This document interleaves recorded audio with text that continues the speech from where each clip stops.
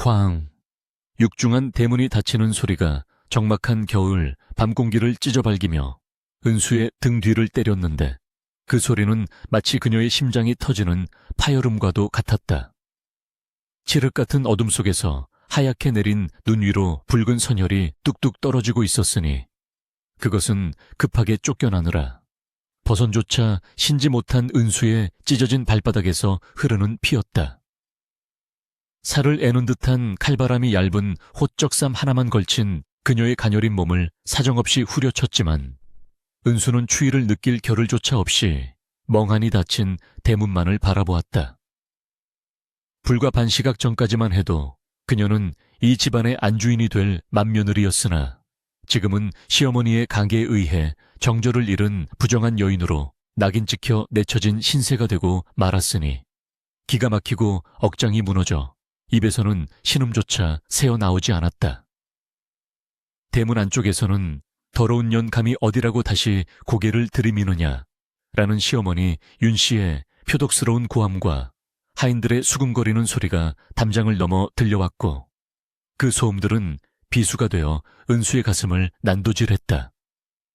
은수는 떨리는 손을 들어 자신의 가슴팍을 꽉 움켜쥐었는데 그곳에는 차마 누구에게도 보이지 못한 그리고 시어머니가 그토록 감추려 했던 반쯤 타버린 종이 뭉치가 호적삼 안쪽 살갗에 다 바스락거리고 있었다. 은수는 비틀거리는 걸음으로 마을 어귀를 벗어나 인적이 드문 상일로 접어들었는데 눈보라가 점점 거세져 한치 앞을 분간하기 어려웠다. 서방님, 어찌하여 저를 보지 않으셨습니까? 어찌하여 한마디 변명도 해주지 않으셨습니까? 은수의 입술 사이로 원망 섞인 혼잣말이 새어나왔고 그 말은 하얀 입김이 되어 허공으로 흩어졌다. 그녀의 머릿속에는 방금 전 사랑채에서 벌어졌던 끔찍한 광경이 주마등처럼 스쳐 지나갔다. 늦은 밤 은수가 기거하는 별채에서 낯선 사내의 신발이 나왔다며 들이닥친 시어머니 윤 씨는 다짜고짜 하인들을 시켜 은수를 마당으로 끌어냈고 영문도 모른 채 끌려 나온 은수 앞에는 미리 매수된 듯한 낯선 사내가 고개를 조아리며 마님 죽을 죄를 지었습니다 라고 거짓 자백을 하고 있었다. 그것은 완벽하게 조작된 연극이었으나 평소 유약하고 어머니의 말이라면 파트로 매주를 쓴다 해도 믿는 남편 최성진은 그저 고개를 돌린 채 부들부들 떨고만 있었으니 은수가 느낀 배신감은 억울함보다 더 크고 깊은 것이었다. 며느리로서 시부모를 극진히 봉양하고 집안의 대소사를 빈틈없이 처리해왔건만 돌아온 것은 간통이라는 씻을 수 없는 오명과 축출이었다. 산길은 가파르고 험준하여 며칠째 굶은 은수의 체력으로는 감당하기 버거웠으나 그녀는 멈출 수가 없었다. 멈추면 그대로 얼어 죽거나 혹여라도 쫓아올지 모르는 시댁의 하인들에게 잡혀 쥐도 새도 모르게 죽임을 당할지도 모른다는 공포가 그녀의 등을 떠밀었다. 발바닥의 감각은 이미 사라진 지 오래였고 무릎까지 차오르는 눈을 헤치며 걷는 동안 은수는 수십 번도 넘게 넘어지고 깨졌다. 그때마다 그녀를 다시 일으켜 세운 것은 품속에 간직한 그 서찰 한 장이었다.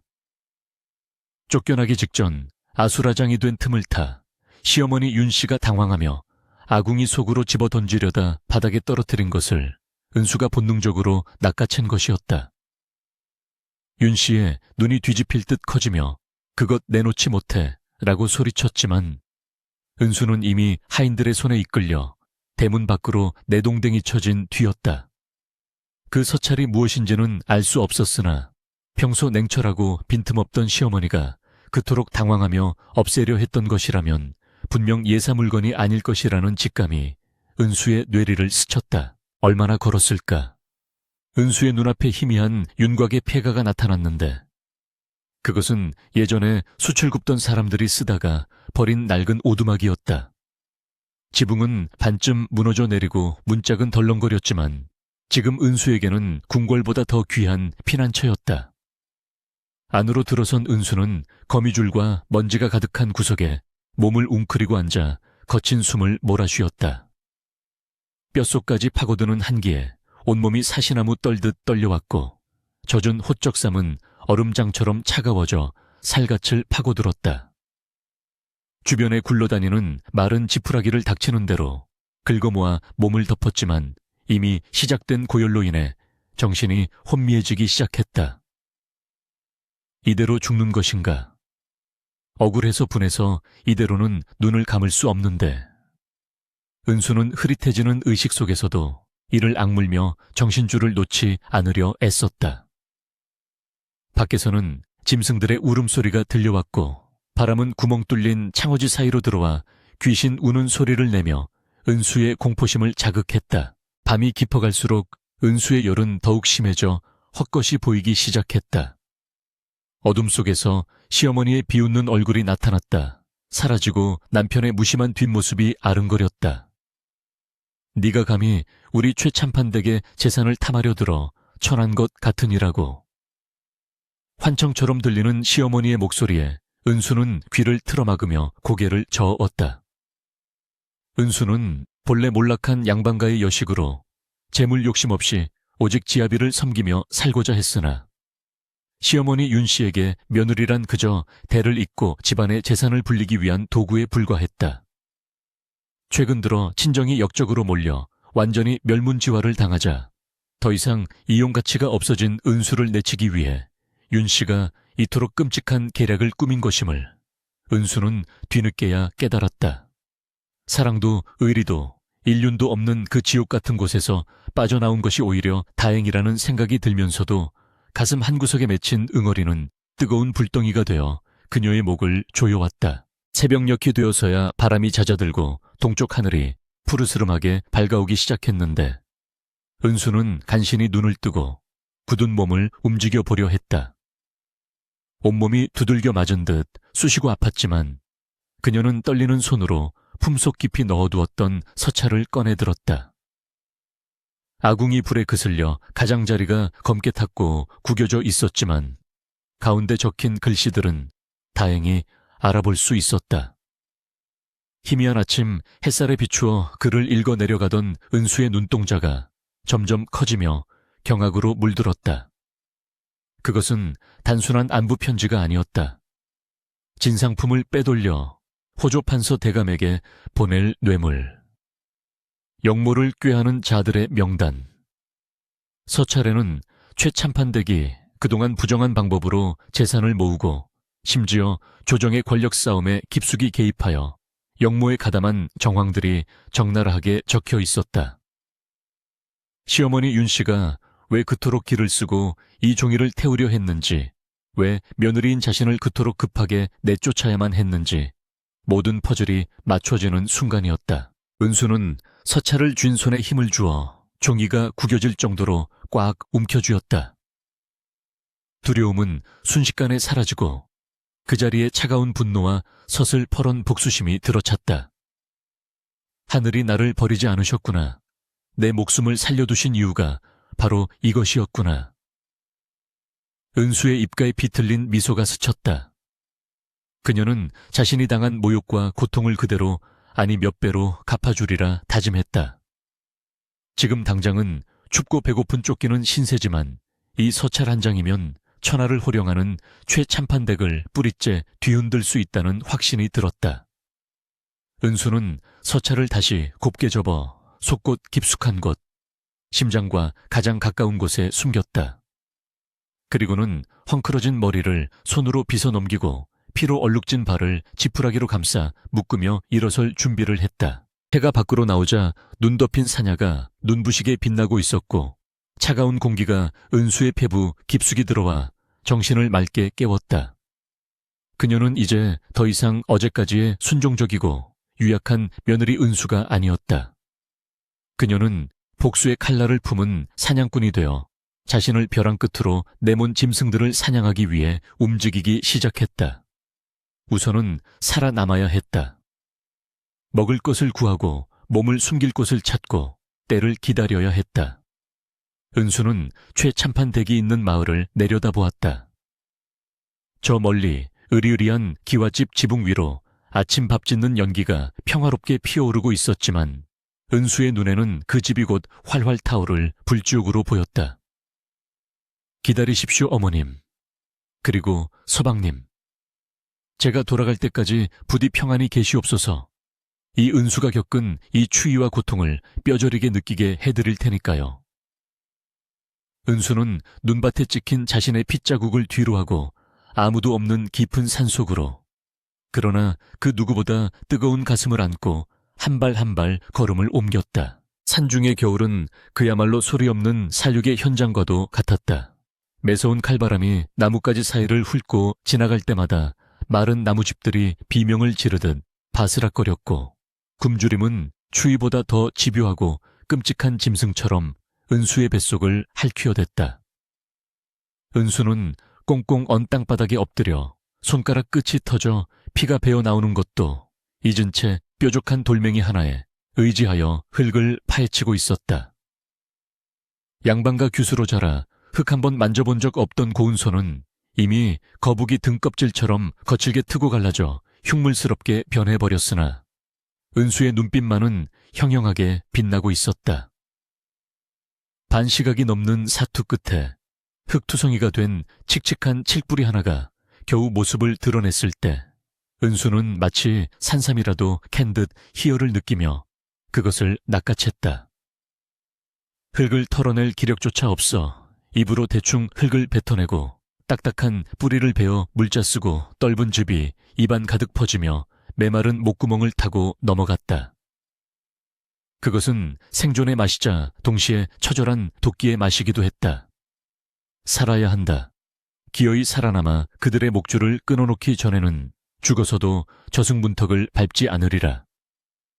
은수는 질긴 뿌리를 씹으며 다짐하고 또 다짐했다. 턱이 얼얼할 정도로 씹어 삼키는 그 행위는 단순히 배를 채우는 것이 아니라 가슴속에 끓어오르는 분노를 사개는 의식과도 같았다. 폐계소의 삶은 인간의 것이라기보다는 짐승의 것에 가까웠다.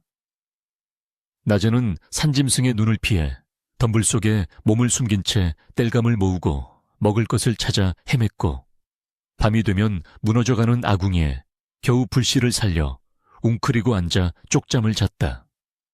불을 너무 크게 피우면 연기가 피어올라 마을 사람들의 눈에 띌까 염려하여 은수는 매운 연기를 고스란히 들이마시면서도 아주 작은 불씨만을 유지했다. 연기에 캑캑거리며 눈물을 쏟을 때마다 그녀는 시댁의 따뜻한 아랫목과 김이 모락모락 나는 흰 쌀밥을 떠올렸다.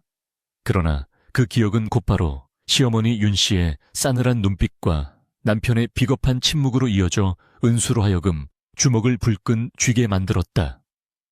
고통스러운 기억은 그녀를 무너뜨리는 것이 아니라 오히려 정신을 맑게 하는 차가운 채찍질이 되었다. 은수는 밤마다 품속에 서찰을 꺼내어 닳고 닳도록 읽고 또 읽었다. 처음에는 분노에 눈이 멀어 글자가 제대로 들어오지 않았으나 시간이 지날수록 서찰 속에 숨겨진 행간의 의미가 선명하게 다가왔다.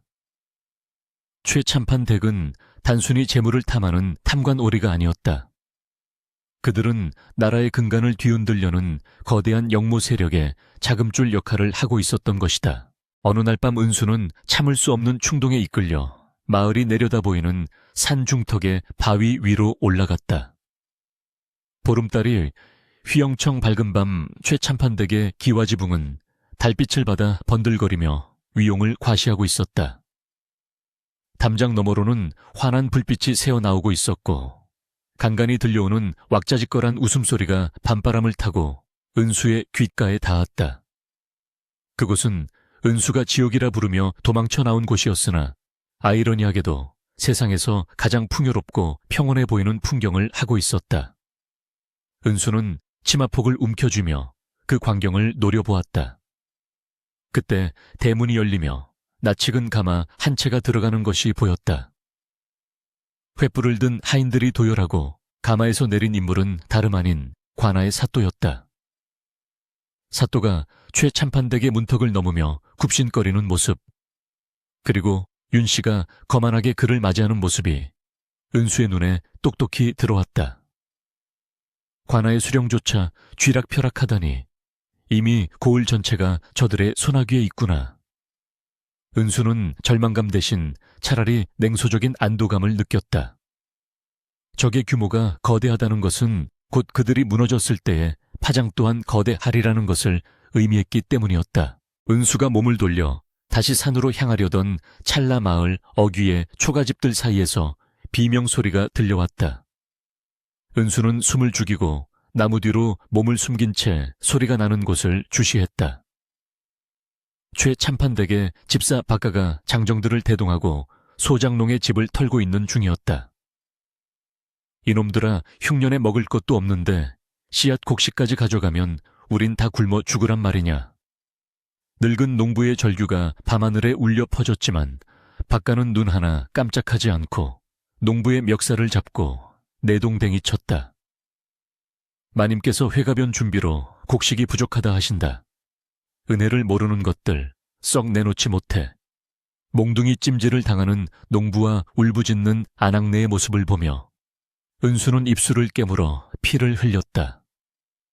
자신이 그 집안의 며느리로 있을 때 알게 모르게 누렸던 그 풍요가 바로 저 힘없는 백성들의 피와 눈물이었음을 뼈저리게 깨닫는 순간이었다. 은수는 자신이 단순히 개인적인 원한을 갚는 것이 아니라 이 썩어빠진 악의 고리를 끊어내야 한다는 사명감에 전율했다. 그녀의 복수는 이제 정당성을 얻었다. 다시 폐가로 돌아온 은수는 뜬 눈으로 밤을 지새웠다. 서찰의 내용을 완벽하게 암기하고 그 안에 거론된 인물들의 관계도를 머릿속으로 그려나갔다. 한양의 권세가 김대감 병조의 실세, 이 참판.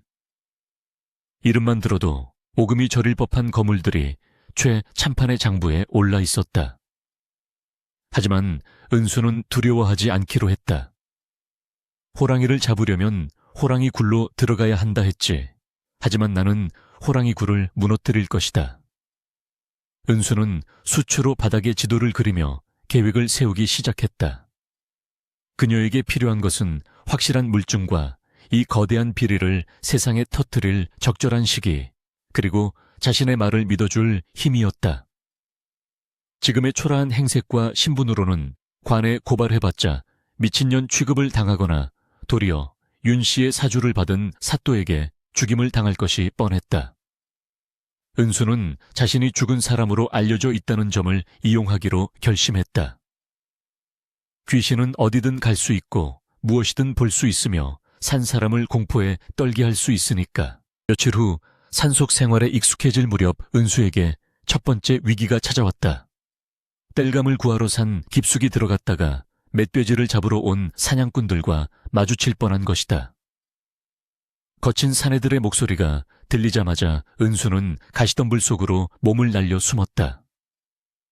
날카로운 가시가 볼을 긁고 옷을 찢었지만 비명조차 지를 수 없었다. 이 근방에서 여인네의 울음소리가 들린다더니 헛소문이었나. 최참판댁 며느리가 쫓겨나 얼어 죽어 귀신이 되었다는 소문 말인가.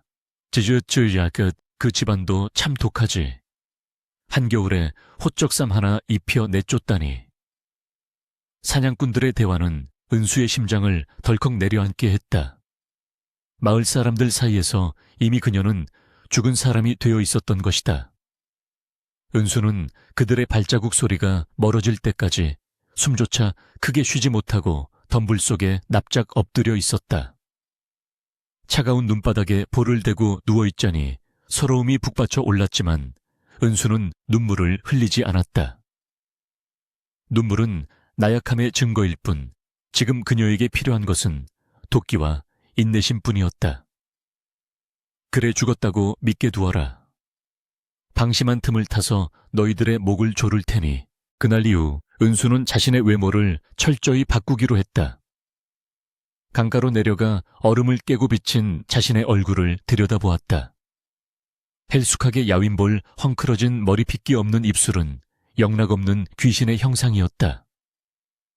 은수는 주저없이 깨진 항아리 조각을 들어 길게 늘어뜨린 머리카락을 거칠게 잘라냈다.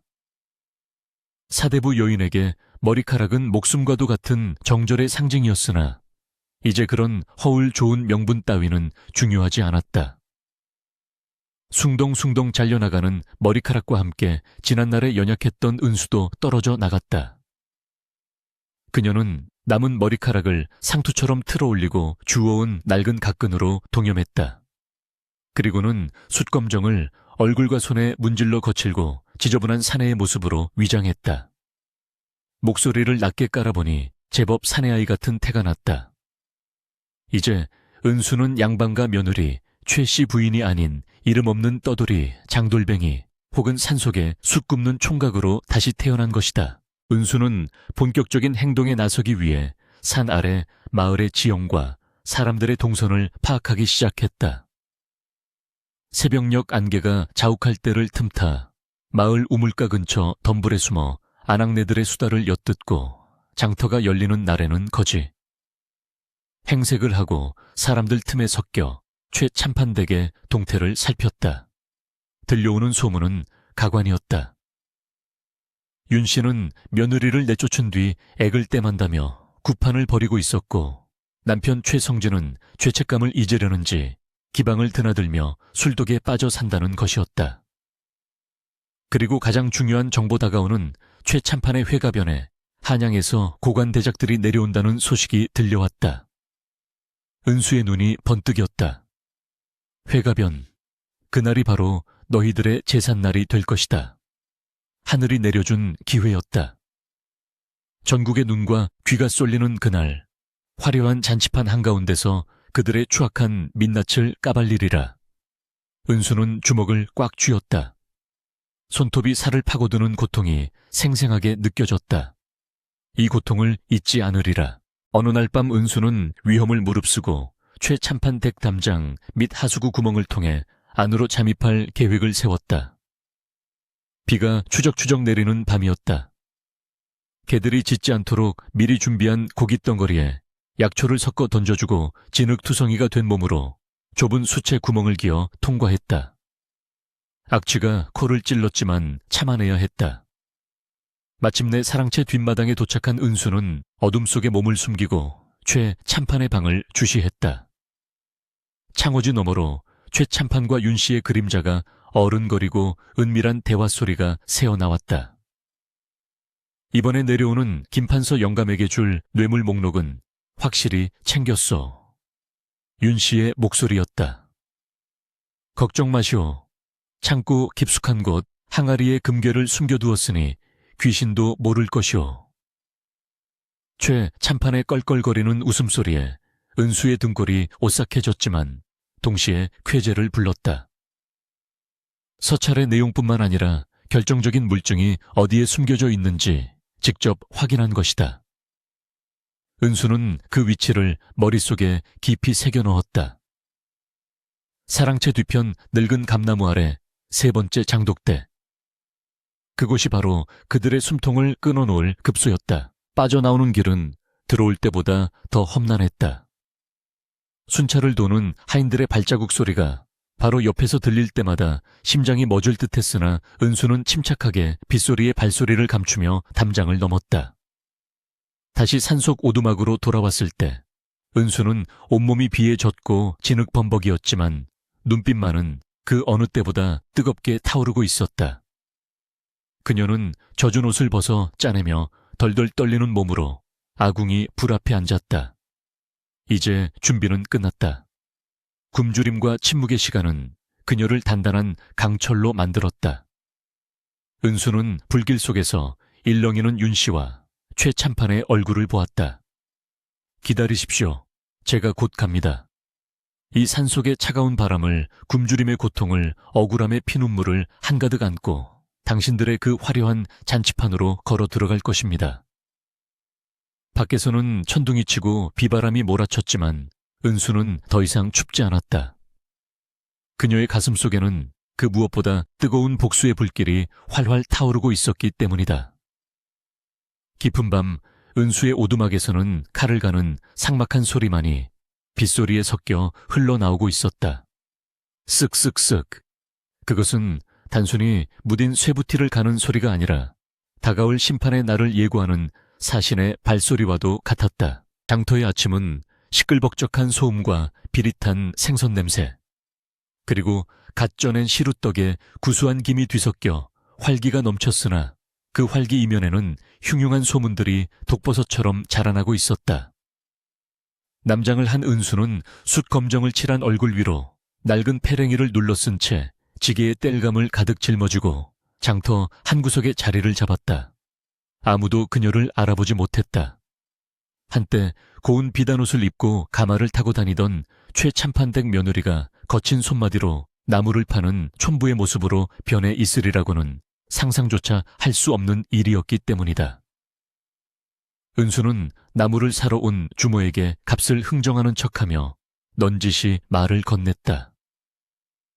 아짐에 요즘 저 윗동네 최참판댁 근처는 얼씬도 말라더군요. 밤마다 땅 밑에서 여자가 곡하는 소리가 들린다던데 들으셨소? 주모는 솔깃한 표정으로 몸을 기울였다. 안 그래도 그 소문이 파다해. 며느리를 내쫓아 죽이더니 그 원혼이 씨였다는 말이 돌더라니까. 은수의 입가에 미세한 미소가 스쳤다 사라졌다.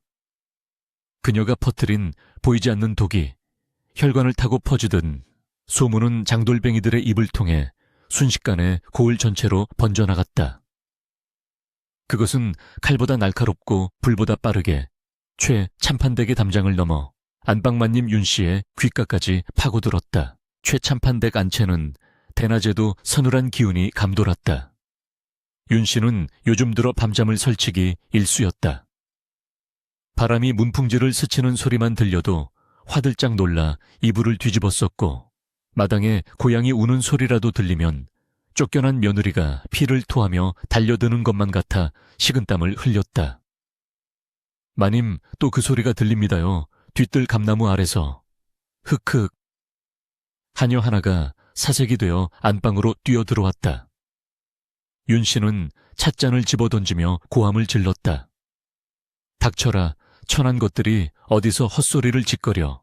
그러나 윤씨의 손은 찻잔 파편보다 더 심하게 떨리고 있었다.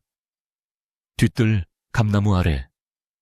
그곳은 다름 아닌 최참판이 뇌물로 받은 금괴와 영모의 자금을 숨겨둔 장소였다.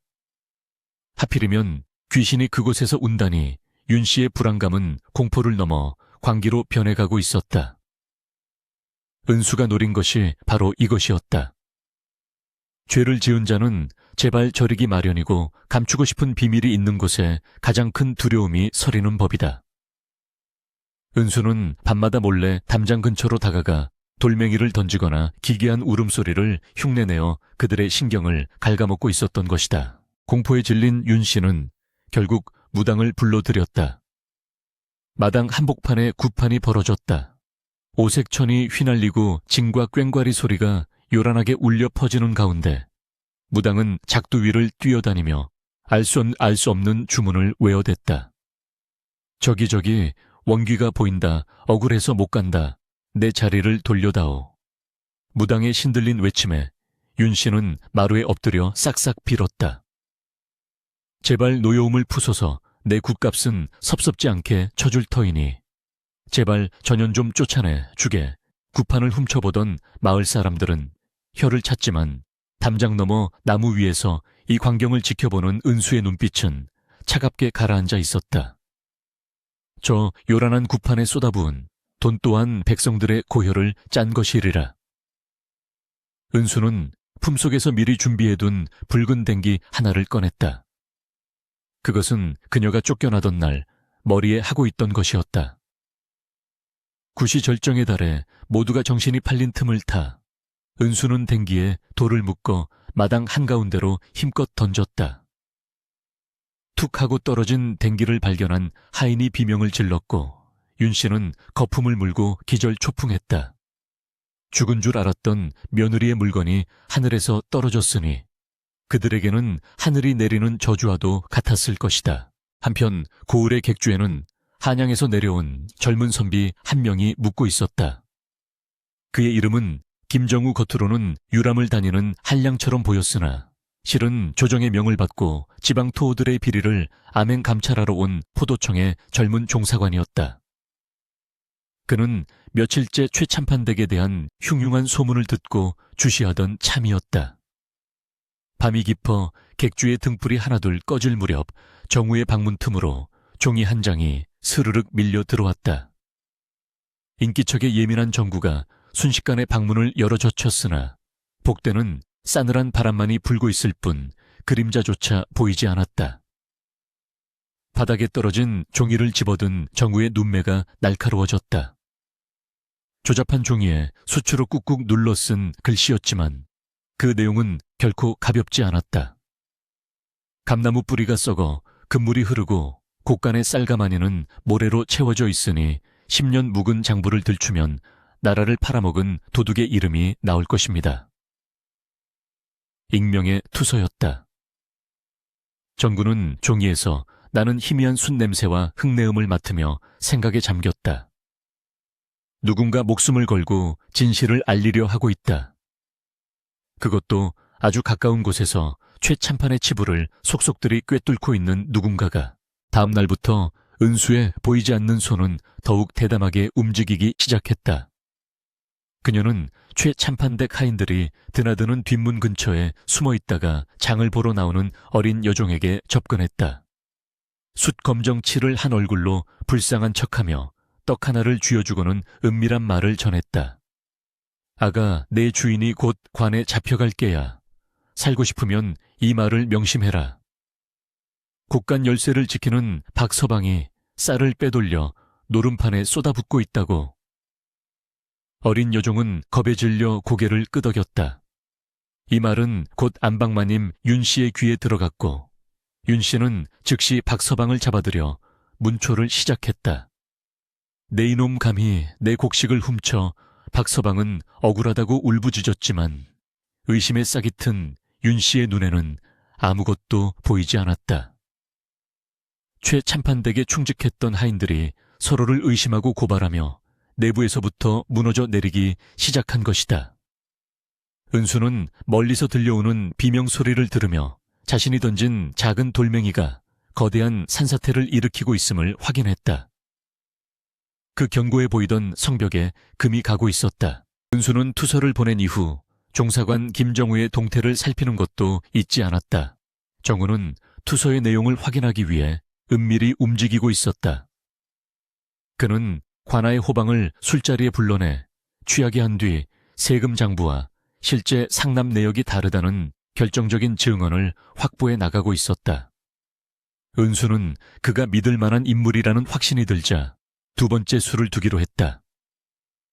그녀는 자신이 폐가에서 발견했던 서찰 시어머니가 태우려다 실패했던 그 역모의 증거 일부를 필사했다. 원본은 결정적인 순간을 위해 남겨두고 필사본의 일부를 찢어 다시 한번 전구의 방에 남겼다. 그 종이에는 최참판과 내통하는 한양의 고관대작 이름이 적혀 있었다. 정구는 그 이름을 보고 경악을 금치 못했다. 이것은 단순한 지방 탐관 오리의 비리 사건이 아니라 조정의 권력 지형을 뒤흔들 수 있는 대형 역모 사건의 단서였기 때문이다. 정우는 즉시 한양으로 파발을 띄워 병력 지원을 요청할 준비를 서둘렀다. 은수와 정우 서로 얼굴 한번 마주치지 않았지만 두 사람은 보이지 않는 끈으로 연결되어 거대한 악을 포위해 들어가고 있었다. 최참판의 집안꼴은 말이 아니었다. 구판을 벌여도 귀신 소리는 멈추지 않았고 믿었던 하인들은 돈을 훔쳐 달아나거나 서로 멱살잡이를 했다. 남편 최성진은 집안의 흉흉한 분위기를 견디지 못하고 매일 밤 기방에서 술에 취해 뒹굴었다. 그는 술 기운을 빌려 주모에게 하소연했다. 다 내 탓이야. 은수 그 사람 그렇게 내쫓는 게 아니었는데 어머니가 너무했어. 그 말을 엿듣던 은수는 가슴 한구석이 욱신거렸지만 이내 마음을 다잡았다. 뒤늦은 후회 따위는 아무런 소용이 없었다. 그가 진정으로 뉘우치게 하려면 그가 가진 모든 것을 잃고 바닥으로 떨어져 봐야만 했다. 은수는 기방 뒷문에서 최성진이 비틀거리며 나오는 것을 지켜보다가 돌멩이 하나를 던져 그의 발을 걸어 넘어뜨렸다. 진흙탕에 얼굴을 처박은 최성진을 보며 은수는 싸늘하게 중얼거렸다. 일어나십시오, 서방님. 아직 치러야 할 죗값이 태산 같습니다. 드디어 최참판의 회가변 날짜가 다가왔다. 고을 곳곳에는 잔치를 알리는 방이 붙었고 최참판은 자신의 건재함을 과시하기 위해 전례시제업이 성대한 잔치를 준비하라고 호통을 쳤다. 천하가 다 내 발 아래 있음을 보여줄 것이다. 귀신 따위가 감히 나를 건드려 그는 불안감을 덮으려 더욱 허세를 부렸다. 소를 잡고 돼지를 잡고 비단으로 집을 휘감았다. 그러나 은수는 알고 있었다. 그 화려한 잔치상이 곧 그들의 제사상이 될 것임을. 그녀는 산속 오두막에서 마지막 준비를 했다. 숯 검정을 지워내고 맑은 물에 몸을 씻었다. 그리고 품속 깊이 간직해온 피와 땀으로 얼룩진 원본 서찰을 꺼내어 하얀 소복 안쪽에 단단히 묶었다. 거울 조각에 비친 그녀의 눈빛은 더 이상 쫓겨난 며느리의 슬픈 눈이 아니었다. 그것은 심판자의 눈 흔들리지 않는 칼날과도 같은 눈이었다. 바람이 거세게 불어와 나뭇가지를 흔들었다. 폭풍전야의 고요함이 산자락을 감싸고 있었다. 은수는 하늘을 올려다보았다. 구름 사이로 달빛이 비수처럼 꽂히고 있었다. 이제 때가 되었습니다. 은수는 낮게 읊조리며 산을 내려오기 시작했다. 그녀의 발걸음 하나하나에 억울하게 죽어간 이들의 한과 짓밟힌 정의를 되살리려는 결연한 의지가 실려 있었다. 마을 어귀에는 벌써부터 잔치 준비로 부산한 움직임이 보였다. 하지만 아무도 알지 못했다. 내일 태양이 떠오르고 잔치가 절정에 달할 때 죽음에서 돌아온 여인이 몰고 올 파멸의 폭풍을. 어둠 속에서 은수의 하얀 소복자락이 펄럭였다. 그것은 마치 복수를 위해 지옥에서 돌아온 귀신의 춤사위처럼 섬뜩하고도 아름다웠다. 보이지 않는 손에 의해 조종되던 모든 판이 이제 뒤집힐 준비를 마쳤다. 은수는 최참판댁의 높디 높은 대문을 노려보며 마지막 숨을 고르듯 깊게 숨을 들이마셨다. 내일 모든 것이 끝날 것이다. 그리고 모든 것이 다시 시작될 것이다. 최참판의 회가변이 열린 대청마루는 그야말로 주지웅님 지우치롤리너의 현장이었다. 비단으로 휘감은 기둥 사이로 기름진 고기 굽는 냄새가 진동하여 코를 찔렀고 끊임없이 흘러나오는 풍악 소리는 담장을 넘어 고을 전체를 뒤덮을 기세였다. 온갖 산의 진미가 상다리가 휘어질 듯 차려져 있었고 고을에 내로라 하는 유지들과 관아의 관리들이 모여 앉아 서로의 술잔에 아부와 탐욕을 채워주고 있었다. 최참판은 붉은 도포를 입고 상석에 앉아 거드름을 피우며 호탕하게 웃어댔다. 하하하, 오늘 이 잔치는 내 60평생 최고의 날이오. 모두 마음껏 드시고 즐기시오. 그의 얼굴은 술기운과 자만심으로 벌겋게 달아올라 있었고 그 곁에 앉은 윤씨 또한 화려한 금박 비단옷을 입고 애써 웃음을 짓고 있었으나 쥐고 있는 손수건이 찢어질 듯 떨리고 있는 것은 감출 수 없었다. 그녀는 자꾸만 대문 쪽을 힐끔거렸다. 며칠간 이어진 흉흉한 소문과 집안의 불길한 징조들 때문에 신경이 곤두설대로 곤두서 있었지만 오늘만큼은 아무 일도 일어나지 않기를. 그저 이 화려한 허울 뒤에 숨어 무사히 하루가 지나가기를 간절히 빌고 있었다. 잔치의 흥이 절정에 달하고 기생들의 춤사위가 어지럽게 펼쳐질 무렵 갑자기 불어닥친 돌풍에 마당의 횃불 몇 개가 푸드덕거리며 꺼졌다. 동시에 굳게 닫혀있던 정문이 끼익 하는 기괴한 파열음을 내며 천천히, 아주 천천히 열렸다. 마치 보이지 않는 거대한 손이 문을 미는 듯한 그 소리에 왁자지껄하던 잔치판에는 찬물을 끼얹은 듯 순식간에 정적이 감돌았다. 악공들은 연주를 멈췄고 술잔을 들던 객들의 손이 허공에서 멈췄다. 열린 대문 사이로 매서운 겨울바람이 들이닥치며 흙먼지를 일으켰고 그 뿌연 먼지 구름 속에서 하얀 소복을 입은 여인 하나가 유령처럼 걸어 들어왔다. 머리는 산발을 하여 얼굴을 반쯤 가렸고 피기 없는 입술과 창백한 피부는 영락없이 저승에서 온 원귀의 모습이었다. 그녀의 발걸음에는 소리가 없었다. 없었다. 그저 스르륵 스르륵 치맛자락이 땅을 스치는 섬뜩한 소리만이 고요한 마당을 울릴 뿐이었다. 귀신이다. 누군가 비명을 질렀다. 그 소리에 윤 씨는 사시나무 떨듯 떨며 최 참판의 옷자락을 움켜쥐었다. 어머니. 저것은.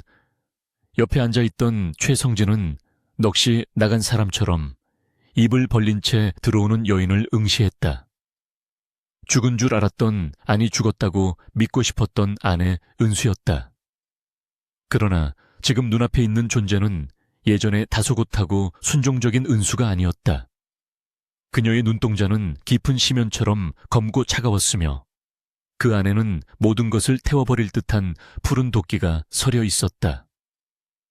은수는 좌중의 공포 어린 시선을 아랑곳하지 않고 똑바로 상석을 향해 걸어갔다.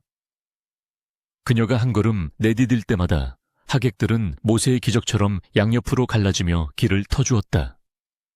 아무도 감히 그녀 앞을 막아서지 못했다.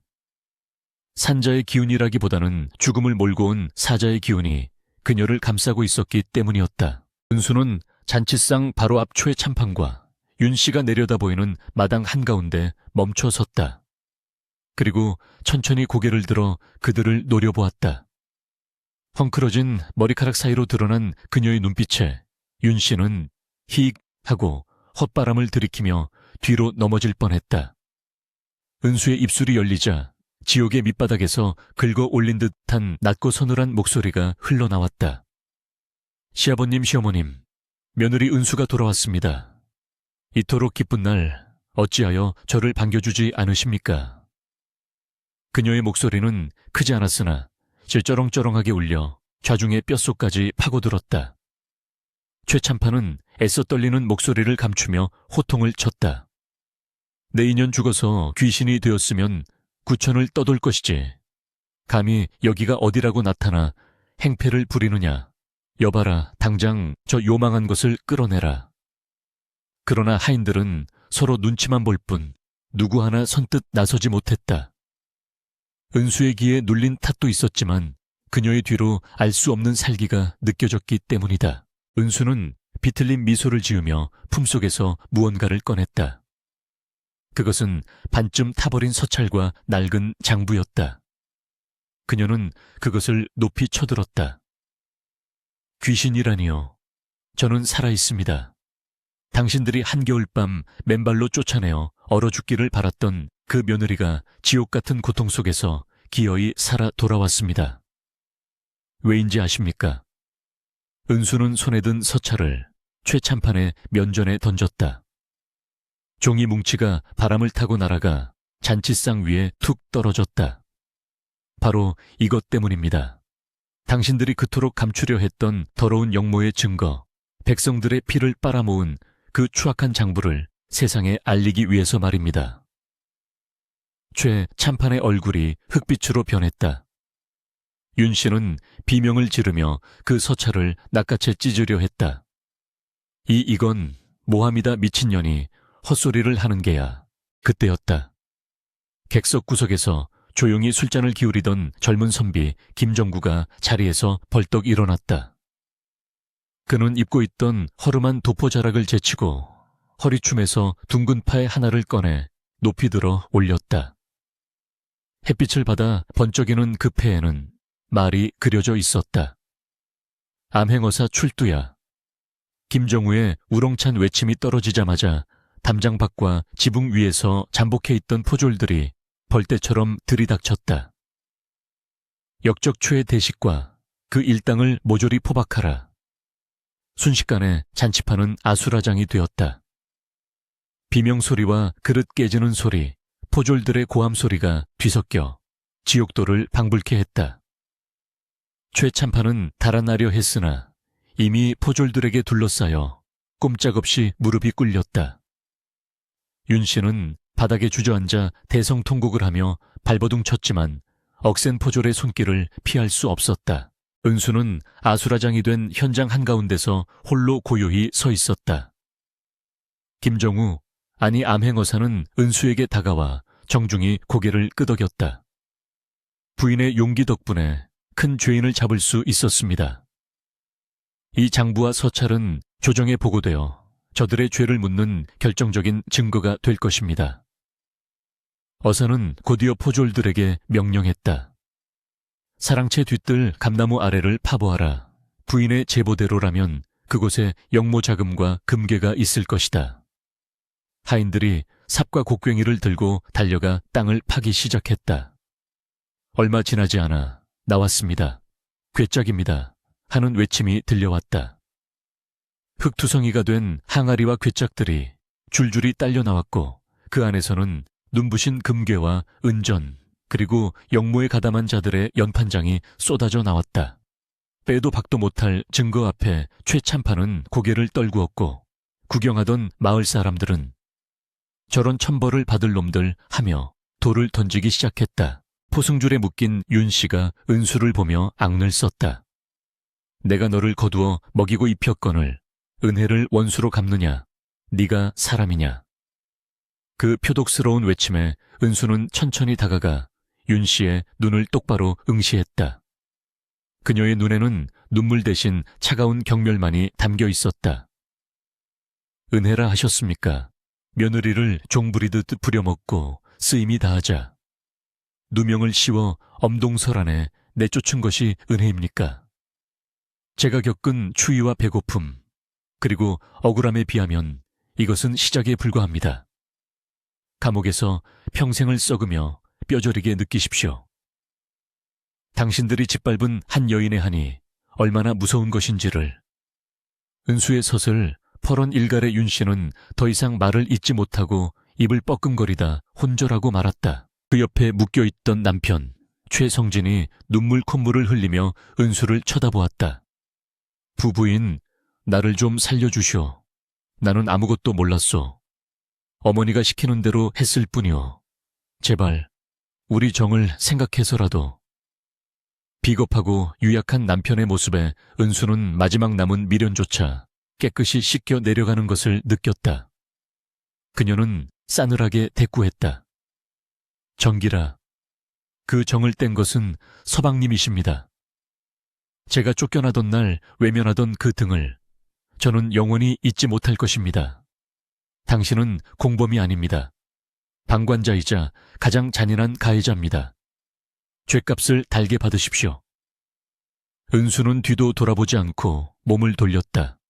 최성진의 절규가 들려왔지만 그녀의 귀에는 더 이상 들리지 않는 소음일 뿐이었다. 잔치판을 가득 채웠던 하객들은 모두 도망치거나 관아로 연행되었고 화려했던 음식들은 바닥에 뒹굴어 개들의 먹이가 되었다. 최참판댁의 위세는 하루아침에 멸망해 구렁텅이로 처박혔다. 은수는 텅 빈 마당을 가로질러 대문 밖으로 걸어나갔다. 들어올 때에 무거운 긴장감은 사라지고 어깨를 짓누르던 청음망은의 짐이 내려간 듯 발걸음이 가벼웠다. 대문 밖에는 수많은 마을 사람들이 모여 웅성거리고 있었다. 그들은 귀신 몰골을 한 은수를 보며 두려워하기도 하고 경외심을 표하기도 했다. 개 중에는 은수가 건넨 떡을 먹었던 어린 여종이 눈물을 글썽이며 서 있었다. 은수는 그녀에게 희미한 미소를 지어 보였다. 그것은 이제 다 끝났다는 무언의 위로였다. 하늘에서는 다시 눈이 내리기 시작했다. 은수가 쫓겨나던 그날 밤처럼 차가운 눈이었지만 은수에게 닿는 눈송이는 더 이상 차갑지 않았다. 그것은 더러운 세상을 하얗게 덮어주는 정화의 눈이자 그녀의 새로운 시작을 축복하는 꽃비와도 같았다. 암행어사 김전구가 뒤따라 나와 은수를 불렀다. 부인공이 지대하니 관하로 가셔서 포상을 논하시죠. 그리고 억울한 누명도 공식적으로 벗겨드려야 하지 않겠습니까? 은수는 잠시 멈칫했으나 고개를 저었다. 포상은 필요 없습니다. 그저 저들이 죗값을 제대로 치르는지 지켜봐 주십시오. 제 누명은 이미 하늘이 알고 땅이 알았으니 그것으로 족합니다. 은수는 정중히 인사를 올리고 눈 내리는 길을 따라 어디론가 걸음을 옮겼다. 그녀가 가는 길 뒤로 붉은 매화꽃 잎이 눈 위에 떨어져 흩날렸다. 폭풍 같았던 복수의 끝 그 자리에는 처절한 승리의 고요함만이 남아있었다. 최참판댁의 몰락은 그들이 쌓아 올린 명성만큼이나 요란하고 처참하게 무너져 내렸다. 회가변이 아수라장이 된 지 불과 사흘 만에 한양에서 금부도사 일행이 내려와 최참판댁 때문에 붉은 딱지를 붙이고 가산을 몰수하였다. 하늘을 찌를 듯 솟아있던 기와집의 위용은 온데간데 없고 주인 잃은 집 마당에는 주인을 잃은 개들이 지저대고 까마귀 떼만이 불길하게 날아다닐 뿐이었다. 영모죄라는 대역죄가 적용되었기에 최참판 초에 대식은 한양으로 압송되어 국문을 받은 뒤 형장의 이슬로 사라졌고 그의 아내 윤씨와 아들 최성진은 노비의 신분으로 강등되어 리박 외딴섬으로 유배를 떠나게 되었다. 마을 사람들은 굴비 엮이듯 줄줄이 포승줄에 묶여 끌려가는 그들의 뒷모습을 보며 손가락질을 하고 돌을 던졌다. 저런 천하에 몹쓸 것들 며느리를 죽이려 하더니 제 발등을 찍었구나. 사람들의 비난은 거세었으나 그 행렬의 맨 뒤에서 조용히 그 광경을 지켜보는 은수의 눈에는 통쾌하보다는 알 수 없는 허무함이 감돌고 있었다. 한때는 하늘처럼 섬겼던 시부모였고 평생을 의지하려 했던 지압이었다. 그들의 비참한 말로는 권력과 재물이란 것이 얼마나 더덥고 허망한 모래성인지를 뼈저리게 보여주고 있었다. 최성진은 끌려가는 수레 위에서 헝클어진 머리카락 사이로 군중 속에 서 있는 은수를 발견했다. 그는 목이 터져라 그녀의 이름을 불렀다. 부인 여보, 내가 잘못했소. 제발 나를 용서해 주시오. 그의 절규는 처절했으나 은수는 미동조차 하지 않았다. 그녀는 그저 차가운 눈빛으로 그를 한번 응시한 뒤 천천히 고개를 돌려버렸다. 그것은 영원한 결별의 선언이었다. 남편의 비겁함과 시어머니의 도끼, 시아버지의 탐욕이 뭉쳐 만들어낸 그 거대한 악의 구렁텅이에서 은수는 스스로의 힘으로 걸어 나왔고 이제 다시는 뒤를 돌아보지 않으리라 다짐했다. 수레바퀴가 흙먼지를 일으키며 멀어지자 은수는 비로소 긴 한숨을 내쉬었다. 가슴속에 꽉 막혀있던 거대한 바위 덩어리가 쿵 하고 내려앉는 듯한 느낌이었다. 복수는 끝났지만 그녀의 삶은 이제 막 황무지 위에 다시 서야 하는 시작점에 불과했다. 사건이 마무리되고 며칠 뒤 관에서는 은수의 정절과 효심을 기리는 방을 붙였다. 간통에 누명을 쓰고 억울하게 쫓겨났으나 끝까지 절개를 지키고 역모를 고변하여 나라의 위기를 구한 열녀. 조정에서는 그녀에게 정경 부인의 자귀를 내리고 몰수한 최참판댁의 재산 중 일부를 포상으로 하사하려 했다. 암행어사 김정구가 직접 교지를 들고 은수가 머무는 산속 오두막을 찾아왔다. 그는 예를 갖추어 교지를 내밀며 말했다. 부인의 용기 덕분에 조정에 큰 근심을 덜었습니다. 주상 전하께서 내리시는 치하이니 부디 거두어 주십시오. 그리고 이제 그만 산에서 내려와 따뜻한 집에서 편안히 여생을 보내셔야지요. 정우의 눈빛에는 은수에 대한 깊은 존경심과 연민이 담겨 있었다. 하지만 은수는 고개를 가로저었다. 그녀는 교지를 정중히 거절하며 담담하게 말했다. 나라님께서 칭찬해 주시니 황공할 따름이나 저는 재물을 탐하여 이 일을 한 것이 아닙니다. 그 재물은 본디 백성들의 피와 땀을 착취하여 모은 것이니 마땅히 주인인 백성들에게 돌아가야 합니다. 관에서 흉년에 굶주리는 이들을 구제하는 데 써주십시오. 정구는 깜짝 놀라 은수를 다시 보았다. 누더기 옷을 입고 거친 산 생활을 하고 있으나 그녀의 기품은 그 어떤 왕족보다 고귀해 보였다. 부인 정녕 아무것도 바라지 않으십니까? 억울한 세월에 대한 보상을 받으셔야지요. 은수는 씁쓸하게 웃었다. 보상이라. 제 명예가 회복되었고 악인들이 벌을 받았으니 그것으로 충분합니다. 더 이상의 재물은 제게 짐이 될 뿐입니다. 저는 이제 누구의 며느리도 누구의 아내도 아닌 그저 이 은수라는 이름, 석자로 살아가고 싶습니다. 은수의 뜻이 워낙 확고하여 정우는 더 이상 권하지 못하고 발길을 돌려야 했다. 그는 돌아가는 길에 몇 번이나 뒤를 돌아보았다. 눈 쌓인 산속 오두막 그 초라한 집 앞에 서서 자신을 배웅하는 여인의 모습이 한 폭의 그림처럼, 아니 가슴 아픈 전설처럼 그의 뇌리에 깊이 박혔다. 은수는 전구가 보이지 않을 때까지 서 있다가 다시 오두막 안으로 들어갔다. 방 안에는 그녀가 산속에서 생존하며 틈틈이 말려둔 약초들이 가득했다. 복수를 위해 시작했던 산중 생활이었지만 그 과정에서 은수는 자연의 이치와 약초의 효능을 터득하게 되었다. 독초와 약초를 구별하고 짐승의 상처를 치료하며 생명의 소중함을 배웠다. 그녀는 이제 이 지식을 이용해 새로운 삶을 살기로 결심했다. 겨울이 가고 봄이 왔다. 산에 덮여 있던 하얀 눈이 녹아내리고 그 자리에는 파릇파릇한 새싹이 돋아났다. 얼어붙었던 계곡물이 졸졸 흐르며 생명의 노래를 불렀다. 은수는 산에서 내려와 마을 어귀의 조그만 초갓집에 터를 잡았다. 최참판 댁이 있던 으리으리한 기와집 터는 관에서 인수하여 빈민 구호소로 쓰이고 있었고 은수가 기증한 재물로 굶주리는 사람들이 죽을 쏘어 먹고 있었다.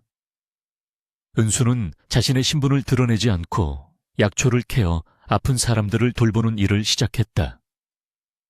처음에는 귀신 씨였던 여자라며 꺼리던 마을 사람들도 은수의 지극정성 어린 치료와 따뜻한 마음씨에 감동하여 하나둘 마음을 열기 시작했다. 그녀는 가난하여 의원을 찾지 못하는 이들에게 무료로 약을 지어주고 그를 모르는 아이들을 모아 천자문을 가르쳤다. 어느 화창한 봄날 장터에 나갔던 아낙네들이 은수의 집 평상에 모여 앉아 수다를 떨고 있었다. 그 소식 들었나 섬으로 유배 갔던 최성진 그 양반 말일세. 병에 걸려 시름시름 앓다가 결국 객사했다 더구먼. 그 어미 윤 씨는 미쳐서 바다에 뛰어들었다고 하고 아낙네의 말에 순간 정적이 흘렀다. 모두가 은수의 눈치를 살폈다. 은수는 마당에서 약초를 다듬던 손을 잠시 멈추었지만 이내 아무 일도 없다는 듯 다시 손을 놀렸다. 인과응보로다. 뿌린 대로 거두는 법이지. 누군가 작게 혀를 찼다. 은수는 마음속으로 조용히 그들의 명복을 빌어주지는 않았다. 용서는 피해자의 권리이지 의무가 아니었다. 다만 그 지긋지긋했던 악연의 고리가 완전히 끊어졌음을 확인했을 뿐이었다. 그녀의 가슴속에 남아있던 마지막 미움의 찌꺼기마저 봄바람에 날려 사라지는 듯했다. 세월은 유수와 같이 흘러 10년이라는 시간이 지났다. 은수의 머리에도 하얀 서리가 내려앉았지만 그녀의 얼굴은 그 어느 때보다 평온하고 온화해 보였다. 마을 사람들은 그녀를 은수님이라 부르며 존경해 맞이 않았고 고을 사또가 새로 부임할 때마다 그녀를 찾아와 인사를 올리는 것이 관례가 될 정도였다. 그녀는 더 이상 쫓겨난 며느리가 아니었다. 스스로의 힘으로 운명을 개척하고 고통을 승화시켜 세상의 빛을 전하는 현자 시엔자가 되어 있었다. 어느 늦가을 저녁 은수는 마루에 앉아 붉게 물든 단풍을 바라보며 차를 마시고 있었다. 대나무 숲을 스치는 바람 소리가 청가하게 들려왔다. 그때 낯익은 목소리가 들렸다. 오랜만입니다, 부인. 고개를 돌려보니 중년의 기품이 흐르는 사내가 서 있었다. 옛날에 그 암행어사 지금은 형조판서가 된 김정우였다. 그는 10년 만에 고향을 찾았다가 은수를 보러 온 것이었다. 대감께서 이 누추한 곳까지 어인 일이십니까? 은수가 미소로 맞이했다. 두 사람은 밤이 깊도록 마주 앉아 지난날을 회고하고 세상 돌아가는 이야기를 나누었다. 정구는 물었다. 후회하지 않으십니까? 그때 그 재물을 받으셨다면 지금쯤 더 편안하게 사셨을 텐데요. 은수는 찻잔을 내려놓으며 먼 산을 응시했다. 달빛이 그녀의 주름진 얼굴을 은은하게 비추었다. 대감 편안함이란 비단 금침 위에서 자고 기름진 음식을 먹는 것에 있지 않더이다. 두 다리 뻗고 잘 수 있는 떳떳한 마음, 누군가를 도울 수 있는 기쁨, 그리고 무엇보다 나 자신을 잃지 않고 지키는 삶. 그것이 진정한 편안함이 아니겠습니까? 은수의 목소리는 잔잔한 호수처럼 고요했으나 깊은 울림이 있었다. 정우는 고개를 끄덕였다. 그는 그녀가 겪은 그 모진 시련들이 그녀를 무너뜨린 것이 아니라 오히려 세상의 더러움에 물들지 않는 단단한 보석으로 만들었음을 깨달았다. 전구가 떠나고 다시 혼자가 된 은수는 밤하늘을 올려다보았다. 수많은 별들이 쏟아질 듯 반짝이고 있었다. 그녀는 문득 10여 년 전 맨발로 눈밭을 헤치며 도망치던 그 칠흑 같던 밤을 떠올렸다. 그때는 저 별들이 너무나 차갑고 무심하게 느껴졌었다. 그러나 지금은 저 별 하나하나가 자신을 지켜주는 수호신처럼 따스하게 느껴졌다. 은수는 자신의 삶을 되돌아보았다. 배신과 절망 복수와 환희, 그리고 용서와 평안. 그 모든 굴곡진 과정이 지금의 자신을 있게 한 밑거름이었다. 그녀는 이제 안다. 겨울이 아무리 길고 추워도 반드시 봄은 온다는 것을. 그리고 가장 깊은 어둠 속에서야말로 가장 밝은 별을 볼 수 있다는 것을. 은수는 자리에서 일어나 방문을 열었다. 방 안가득한 약초 향기가 그녀를 감싸 안았다. 내일은 다리가 불편한 옆집 할머니에게 가져다 줄 약을 다려야 했다. 할 일은 많았고 그녀를 필요로 하는 사람들도 많았다. 그것만으로도 살아야 할 이유는 충분했다. 은수는 촛불을 끄고 자리에 누웠다. 창호지 너머로 들려오는 귀뚜라미, 울음소리가 자장가처럼 들려왔다. 파란만장했던 한 여인의 삶은 이제 잔잔한 물결이 되어 세상의 낮은 곳으로 조용히, 그러나 끊임없이 흐르고 있었다. 역사는 왕과 장군들의 이름만을 기록할지 모르나 사람들의 가슴 속에는 불의에 맞서 당당히 자신의 존엄을 지켜낸 은수라는 이름이 영원히 지워지지 않는 별처럼 새겨질 것이다.